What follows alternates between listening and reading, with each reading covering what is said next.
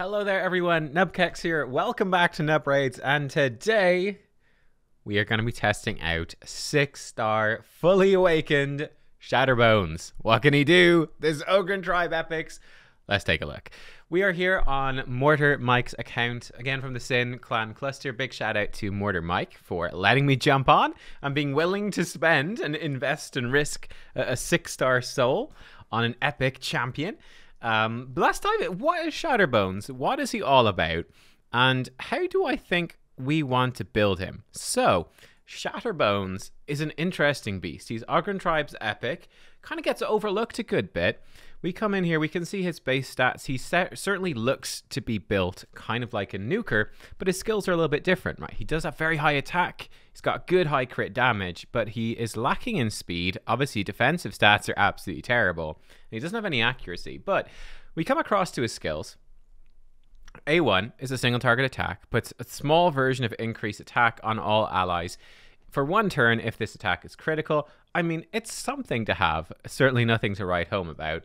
His A2, this is one of the best moves here. It's really strong. 4-turn cooldown when booked, long cooldown, but it is an AoE attack that hits 3 times with a 75% chance when booked to decrease the turn meter by 30%. And then his A3 is a 5-turn cooldown, another very long cooldown that puts the small version of decreased speed on all enemies for 2 turns and fills the turn meter of all allies by 25%. Actually quite a big turn meter boost. So he's a weird champion, right? We got to decide what blessing to run on this guy. How do we build him? He's got the stats of a nuker, but then he does do turn meter deplete. He does decrease speed, turn meter boosting. So he's got like the moves of a supportive champion. Quite weird, quite weird. So let me throw together some gear for this guy. Then I'll be back and we shall see what we're going to do. Be right back. Alright guys, so here we go. This is what I wanted to try him out in. Not in like crazy gear, not stealing savage gear and stuff like that. So we've got him in a mishmash here of sets. And what have we done with Shatterbones? What we've tried to do, we don't have any glyphs and stuff either to boost his power. You can see that almost all of the gear is unglyphed, so that will improve. Well, I wanted to aim for really building him for big damage. You can see he's hella squishy. He's so squishy. But hopefully he's going to hit hard. I did want to get him with about 250-ish accuracy. Now that will get better with glyphs. I think that's a good point where he's going to be great for all the dungeons and faction wars. And then you could put him with an accuracy aura for Doom Tower hard or for Hydra. I was trying to get his speed high. We couldn't quite get it super high. High crit damage, fairly high attack. This is definitely a little bit lacking, though the blessing is going to help with that a little bit. And obviously the glyphs would help too. But yeah, this is broadly speaking what we were trying to do. So we could put better gear on, but I do think this should be interesting. Going for some crit rate here. We've got crit damage, crit rate, bit of accuracy. This one has a roll and resistance, but you know, speed and crit rate. Crit damage gloves with speed, some accuracy, some attack percent. Attack percent chest with crit rate on it. We'd love crit damage and speed, but don't have those. Speed boost with crit rate, attack percent, some crit damage. And then I did put him in with an attack ring with some attack percent, crit damage necklace with accuracy. And I do think that one of these refresh amulets could be really good because his cooldowns are so long. And then an attack banner with some speed and attack percent. So I've got him with quite a lot of attack percent gear. It's just without the glyphs, the attack's not going to be crazy high. I actually think if you glyphed up all this gear, you'd be closer probably to 5,500 attack maybe even. And for his masteries, this is what I want to try out. I am putting him into War Master first of all, to be good for that PvE content. We'll see. And then boosting up his accuracy with the support tree, just to make sure we land that. So that's basically what we've gone for. I think that that's going to be most useful for the places where I think he could be good. And yeah, let's try him out, shall we? And then what I want to do, first of all, I want to do a little damage test. And then after that, we can come in. Let's go into like floor 1 of hard. Let me see, what are the affinities of the enemies? Not sure. Actually, I think we're okay. Ooh, we've got some real big nukers here. But I just want to do a quick damage test before and after turning on his blessing, because we have not activated that blessing yet. Where is Arbiter? Oh, we've activated. Whoa, nice. Oh my goodness, we got a 5-star Arbiter here. Jealous. We've got some very good luck on this account. Very, very good luck indeed. Let me just double check here on floor 1. Do we have, yeah, okay, the affinity is perfect, good. So if we speed boost us here, then we come in with his nuke. How hard is he going to hit floor 1 of Doom Tower hard with this gear? And before we put the blessing on, bam, bam, bam, you can see the turn meter pushback going on. I think he's sitting for about 30,000 roughly per enemy. Something like that, 20 to 30k maybe. I'm not entirely sure. I was looking at the right-hand enemy right there. Uh-oh, game. No, don't do this. No. Okay, there we go. And we see the damage at the end of that, 110,000. So divide by 5. So he's doing like a bit, just over 20,000 per enemy, roughly speaking. So it's a decent nuke. It's not bad. It's not amazing. It's definitely not amazing, but it's not bad. And bearing in mind, he doesn't have Helm Smasher. He doesn't have Savage Gear, though. So that's definitely pulling him back. I think that if we were to build him as just a pure nuke champion, like if he was your best nuker, it would be great. The reason I'm not doing it, I mean, you kind of saw there, but like, you know, we've got great champions here. We've got Baron. We've got, I think there's a Trunda. We've got a Trunda who's 5-star awakened. You know, what is the point in building Shatterbones as your main nuker? Just seems a bit silly at that point. So we're trying to do something else. Now, when it comes to the blessing, I think there's some really interesting options. So, for example, Crushing Rend at 6-star awakened becomes very good for wave clear type content, where every hit is ignoring defense, and that stacks up. So you could potentially start ignoring lots of defense, and it's going to stack very well with Helm Smasher and with Savage Gear. So you could potentially build him as like a big AoE nuker with this. Again, I don't think it makes sense for us here. Another really interesting option is Phantom Touch. So Phantom Touch, it only does single target, right? So it's a purely single target thing, but it does a big chunk of bonus damage that scales off your attack. He's going to have very high attack. And it can also proc off every single hit, right? So when he does his triple hit AoE, well, one of the enemies that's being hit 3 times, it could potentially proc Phantom Touch on every single one of those hits, albeit only on one enemy. That could be very good. So if you're using him really for single target bosses, like you really want to do as much damage to the Faction War boss or the Fire Knight or something like that, Phantom Touch might be really good. What I want to try him out with, though, is with Cruelty. This is what I'm very interested in, where every single hit, and he has a triple hitting AoE. Every hit decreases the target's defense by 4% per hit. So by firing off his AoE once, he's going to do a 12% damage reduction just straight up, which I think is actually pretty cool. He's going to stack it up against bosses in just 2 AoEs. He's actually going to overstack it, believe it or not, against champions. It's going to take a few AoEs, but he is going to get there. So I'm going to try him out with this first. There we go, which obviously improves his stats. He's got a bigger base attack. His crit damage now really high, and he is a little bit faster as well. So let's try it out. I guess one issue with the build I've put him in is that for Hydra, well, you know, he might be kind of nice on hard, but I have made him super squishy, so he wouldn't really work for that. Now if we try out his damage, let's see how it compares. It's going to improve a little bit, but it's really, I think, about boosting up your team. He comes in now. You can see, oh, look at all of those cruelty ticks coming in, which is just hilarious. And this time, he did 132,000. So that's a pretty big deal. That's a combination, a bit of a boost from cruelty, but really the main benefit of that is going to be boosting up your team as well. But it's also that bonus attack. It is the bonus crit damage. It's quite a substantial increase. Let's see it one more time just to see. Oh, he actually does Warcry first. That's funny. Look how squishy he is. He is so squishy. Bam, bam, bam. He comes in with the hit. And yeah, again, this time about 130,000. So it is that quite consistent bit higher. So I do want to throw him, first of all, into Faction Wars. And let's see how he's going to do. I did see that we have on this account, we've got some really good nukers here, actually. Some really, really good nukers. So what I'm going to do, we don't have a preset team. But like we've got Ignatius, a defensive nuker. He's coming in, not really super built for damage, but he's still going to hit hard. We've got a Big Un, very good AoE damage dealer with 200% crit damage. So how are we going to compare to him? Bellower, how's Bellower built? Probably in like a stun set, that sort of stuff. So he's very squishy. Let's see if we can speed it up. Our best time right now, by the way, is, here we go, 2 minutes. It's actually pretty damn decent time. Let's throw him in and see what happens. Accuracy in arena battles. That could be actually quite a useful aura. But let's go. Let's see how he does. So what are we sort of expecting out of him here? Hopefully he's going to boost the damage of the whole team. Let me actually restart that because we lost a couple of seconds. We don't want to do that. Going in again. Let's go. Let's go. Maximum speed. Full auto 2 times from the start. Get the decreased defense from Ugo. That is kind of a bummer that he goes in with arguably the wrong move. And what's he going to do right here? Yeah, he's going to waste his hail right here. So that kind of sucks. So let's see if we can redo that to make this like super quick. So let's come in here. Let's throw in recently used first. Let's actually make up that team. So we had him in the lead. Okay, cool. So we can have like Ugo. I say don't use open. And then you can just go. Will we have him open with hail? Or will we have him open with Warcry? I think we'll have him not use this and then open with it on the second wave. I think that's going to be good. I think that should actually work out quite well. And just in terms of his overall priorities, just generally speaking, I think we get to the boss, he should really be priority 1 on hail and priority 2 on Warcry, just to get the most out of those hail attacks overall. I think that looks quite decent. Let's try it out. Here we go. Let's dive in. 3rd time lucky for the faction war run. Let's go.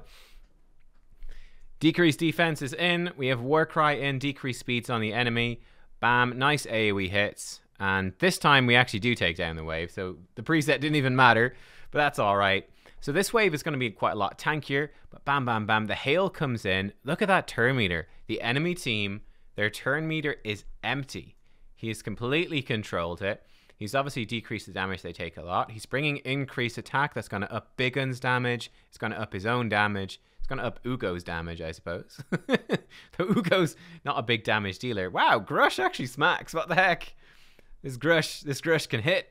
There we go. The increased attack going out. So that's what I think is really nice for him. And you could imagine him doing the same thing in like when you're trying to progress through like Doom Tower Hard, that sort of thing. Boom, just providing increased attack for your damage dealers. It's actually really, really nice. Ugo tries to cleanse off some stuff. Didn't cleanse off the fear, though, which does suck. Oh, and he's missed his turn with the fear. That's a bummer. Let's see what we can do. Against this boss, just pushing that turn meter back should be very helpful. Here he goes in. Nuke, nuke, nuke. All the cruelty procs coming in, pushing that turn meter back.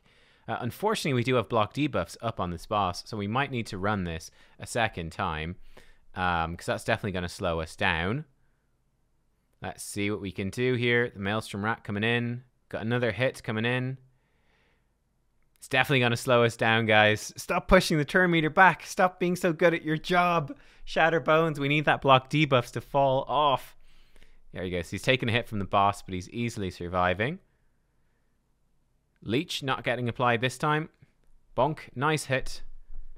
And yeah, at this point, like the boss should be quite debuffed. I'm certainly intrigued now to come and run this again. I will run it again, and we'll see if we get a little bit more lucky on the start of this this run here, and see if we can stop that boss getting that block debuff. Man, it's a big hitting A1 that he's doing right there. He just did 80k.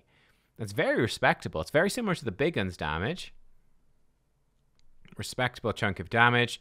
The hail comes in.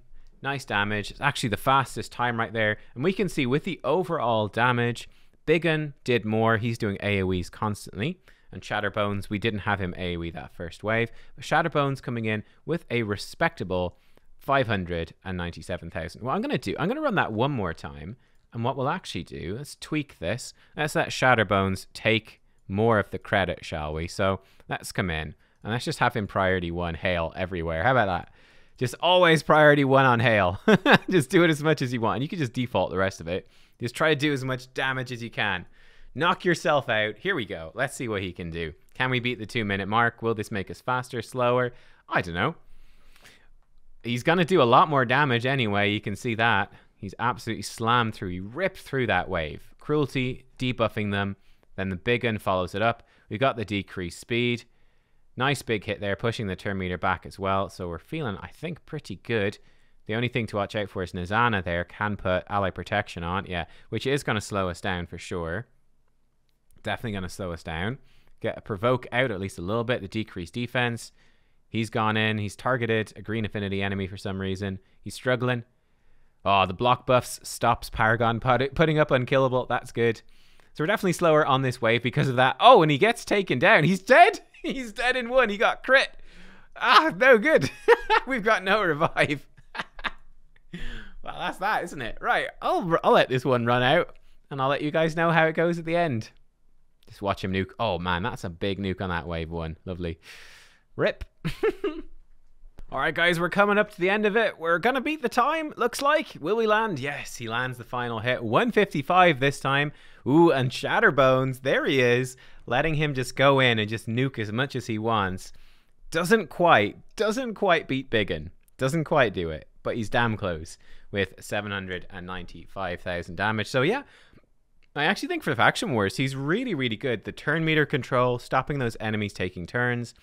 Even that small increase attack he provides actually ups the damage of everyone else on the team as well. That scales off attack. So Biggin himself, Ugo. That's kind of cool. And yeah, he's really, really actually quite good for this Faction War, I have to say. That's really great. That's really, really good. I like him a lot. He'd work well with Bellower as well, of course. The only thing is he is super squishy for it. Let's give him a little spin in Arena. We'll see what he can do. I do see him as being like an early game Arena champion, but that's probably about it. Let's see this. Let's see this team. We've got a couple of good affinity enemies that he can attack. So this is like our typical team. Speed Nuke Hedgie. Oh yeah, man. Oh, it feels bad. It's Lysandra as fast as my Arbiter. Feels bad. Warlord coming in. So we got Trunda in here. She can obviously do a great job. What if we take out Trunda though? And what if we put in? We put Shatterbones in instead. We definitely want to tell him to open. Prioritize Hail. That's what we want to see. We don't want to see anything else. Let's just click start on auto and let's go. For Arena, it's kind of a funny one. You know, like I said, I do... Oh, wow. Never mind. Hedgie's almost killed everything. Okay, well, I guess that works. Shatterbones being kept alive, barely, by reaction accessories. You can see he's so squishy. Yeah, so this team is actually basically killing them by themselves. I do think that the decrease... yeah, let's see. Can we come up with something here? Let me take a minute to look. Okay, so how about going up against this team? I'm not sure if we're going to have enough accuracy, but we'll give it a go. And this could be kind of cool because we have a triple hit with him. I think that could be quite nice if this will go away. And can I can't even click the team setup. There we go. Thanks, game. I hate this. Like when quests pop up and stuff, it's just the worst. Let's give him Hail. We're going to have Kaimar is going to, obviously, it's very slow, Kaimar, actually. Yeah, he's super slow. Who did I take out of this team? Did I not just take out Trunda? I'm not sure how this one works. I guess we'll give it a go. Seems weird. It's not really speed tuned. So I'm super missing something. I guess we were fast enough anyway. He's come in. He's pushed them back. You're actually faster than the Madame Ceres. So you've got a very slow team. So the damage, that nuke there, really, he's going in again. He did take out Rotos. And I think certainly the interesting thing about this is that with Cruelty... Like, he's just stacked up a whole ton of defense decrease. Like, this enemy team is going to be quite squishy now. It's hard to find a good setup for him, though. I do feel. It's hard to find the perfect setup. He's not being killed yet, so that's good. He's certainly going to help us cut through, you know, the Ursagan, all of that. Like, we are starting to hit pretty hard. But, yeah, I don't know. Like, why would you use him at the same time over anyone else? It's kind of a tricky thing. I think there's certainly an option to build him as well as like just a support type champion, like with high accuracy, high speed, using him for the turn meter pushback. The problem I have with that, the reason I didn't build him like that is that his base speed is very bad, his base accuracy is bad, and he's super squishy as well. I feel like he's one of those funky champions that it's just not the best design kit. It's hard to know how to use him properly, really is what I'm trying to say. But the appeal is certainly that this Hail, I mean, look at that. It's really starting to smack now. Like, all of our champions are starting to smack. He's decreased their defense when it's fully stacked like this. He decreases their defense by 40%. Let's see. If she revives them again, they might just fall over dead. He's going... Look at that. Look at that hit at the end. It's certainly interesting, isn't it? It's certainly interesting, this Cruelty with a triple hitter AoE. When you get a few of them off with something like a Kaimar resetting you. It really, what do you guys think? Like, genuinely, what do you guys think about that? I think it's so funny. It's really, really weird. So So I guess Riho sort of counters Kaimar, right? Roto's Buster. Here we go. Perfect. We're going to take it big in. You're being replaced by... yeah, you're being replaced in every single team. Sorry about this. It's worth it, I promise. Do we need increased speed and turn meter fill? Or sorry, decreased speed. I guess so. Why not? Right? Why not? Right. Let's see if we can bust this Rotos with this team. Okay, I'm not super familiar with his arena teams here, so Riho should basically counter this. Oh, luckily that reaction is keeping us alive. We put their skills on cooldown. The hail comes in. We've done some pretty good damage. Not bad at all. And again, it's going to be upping the damage that everyone else is doing now. At this point, he is obviously kind of squishy. He's vulnerable to dying. He could be killed. The enemy team does have revives. We'll see what we can do. We will be protected somewhat here by our Warlord, of course, but it's going to be a tough job to keep us alive. He goes in. And again, even if they start reviving here, that's what's sort of intriguing, is that it's a ticking time bomb.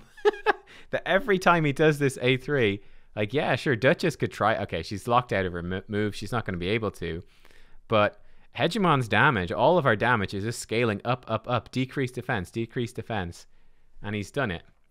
Interesting. Interesting. And his damage is not bad either. Yeah, I really do feel like after this testing, I'm actually quite impressed with him. I'm actually quite impressed. He ended up being better in Arena than I thought. It's such a weird kit. He's so strange. But it is actually very powerful. I really like Cruelty. Just building up the 3 stacks, it's so good. And it's a ticking time bomb. Because, like, what are you going to do in the Arena when your defense is reduced by 40%? So he does 12% every time he does his A2. So if he gets reset by a Kaimar, or if he just waits until he comes around to this, you know, he's doing 12%. It's 24%. After 2 of these AoEs, he's decreased your defense by 24%, with an additional 4% every time he does his A1 with Cruelty. Yeah, pretty scary stuff. Pretty scary stuff. I think this would also be very good just generally in Doom Tower Hard. Like if we jump up to like a higher wave. I don't know. What are we on? 109? Oh yeah, this is a really hard. Okay, he'd be terrible at this one. Multi-hitting a Mortu. Let's maybe not do that.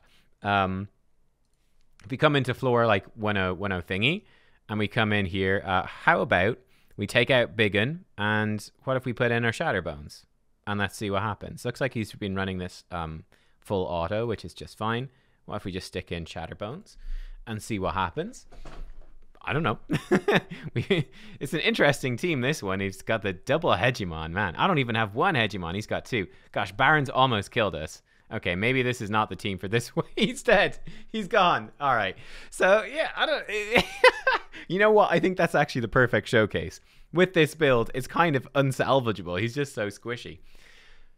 So, yeah, this guy... What would you do? Let me know. How would you build this champion? I've hopefully shown you some of the different pros and cons. Does he hit hard? Yeah, he can absolutely hit hard. It feels like a little bit of a waste giving him your best nuking gear, though, seeing as he only has the 1 AoE nuke with the 4-turn cooldown. But it synergizes so well with Cruelty. It does have quite a useful, though not guaranteed, turn meter control effect. Certainly early game, great champion, no doubt about it. But when you get later in the game, you do want something a bit more consistent. If you put him into Hydra, he would stack up Cruelty very quick. He would bring you a weak decrease speed and some turn meter boosting, mini increase attack. He's not terrible as a filler, but I'd say he's certainly a sort of champion you would replace fairly quickly. You know, I feel like in Hydra, you're probably better off. You don't need to rush to stack Cruelty.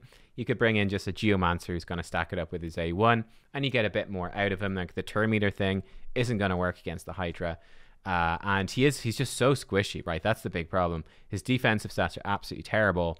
He really needs to be in control. Like, you really can't let the enemy ever really attack him, or he is going to flop over dead. So yeah, would I 6-star awaken him? You know what? Maybe, yeah, just for speed farming. Honestly, speed farming Ogre and Tribes, he's actually fantastic for it. Surprisingly, extremely, extremely good. So I don't think it's not that big of a waste, but it's hard to see where you would make him late game relevant outside of that. Early game, he'd be a beast. Absolute beast. Hits hard. Ramps up the damage of your team. Yeah, there you go. That was Shatterbones. Again, big shout out to Mortar Mike for letting me jump on the account and do just a quick little showcase here, seeing what we can do with this champion. with sort of some random gear and stuff like that. It was pretty fun, actually, I have to say. It was pretty fun. Actually, I should mention, he's not in Savage, but obviously, decreasing their defense with Cruelty, Savage is really going to start scaling your damage very, very high then. So it's gonna give you a nice little boost, right? It's gonna give you like nice little boost. Not essential, but it would definitely make him hit harder in those arena scenarios and stuff like that. It's just something to be aware of. But there you go. That was Shatterbones. Thank you for watching. See you next time. Bye-bye.